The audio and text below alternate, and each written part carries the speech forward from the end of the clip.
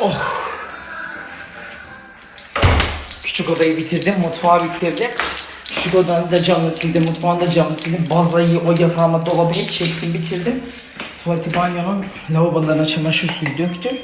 Koridorda deterjan odası kaldı. Anama kahvaltıya yedim.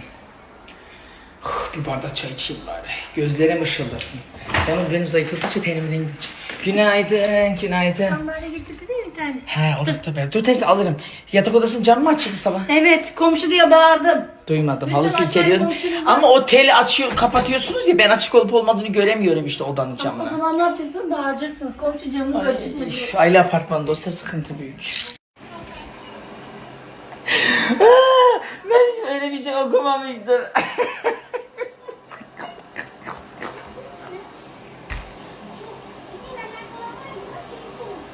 Bir anlatsan. Dinliyorum, merak ediyorum. Seni bayılıyorum. Kadının bir tanesi yazmış ki dilenciyi saraya gelin etmişler. Bir sabah kalmış kapıyı yumruklamış, Allah rızası için alır. Kim o? Kendi mi dilenci? Hayır, ben yatak odasında yattım, oturma odasında yattım ya, bir temizledim diye. Yani ben saraya girsem mi, girmesem mi?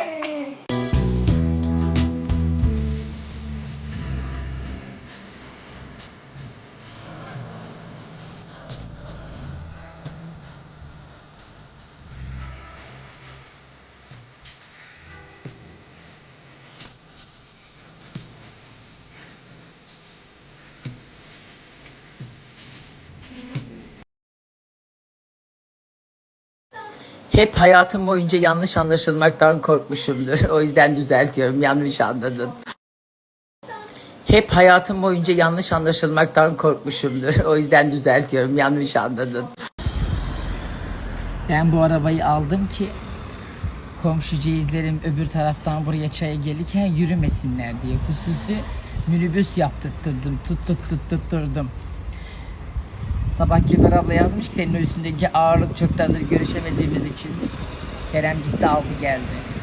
5 dakikalık yürüme yerine arabayla gidip geliyor bizim hanımlar. Gidi kibar maraz. Hadi rezil de komşusu olmak böyle bir ayrıcalıktır. Kapınızdan arabayla alınırsınız çay içmeye gelmek için. Kargomu da getirmiş. Ebremden yiyeceğimden geliyor. Canımsın, sokak dedim mi zaten sana Allah verir. Korkuyorum Allah canını yolda alacak. Allah cezanı versin. Kaç gün bir evde oturuyor. Kaç gündür mü?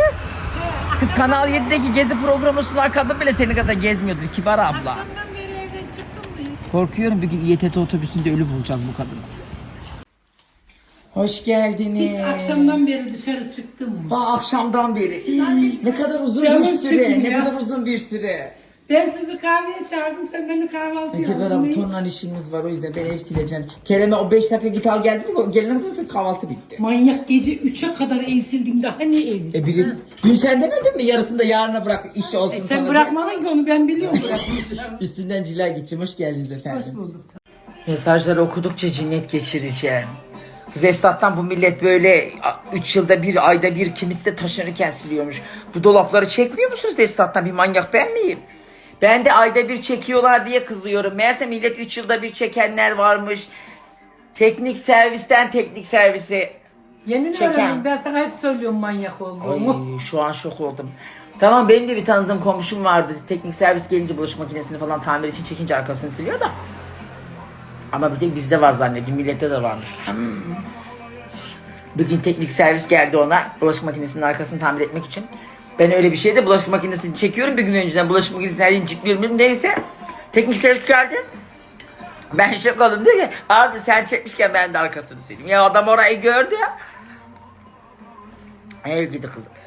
Milletin götü ağır.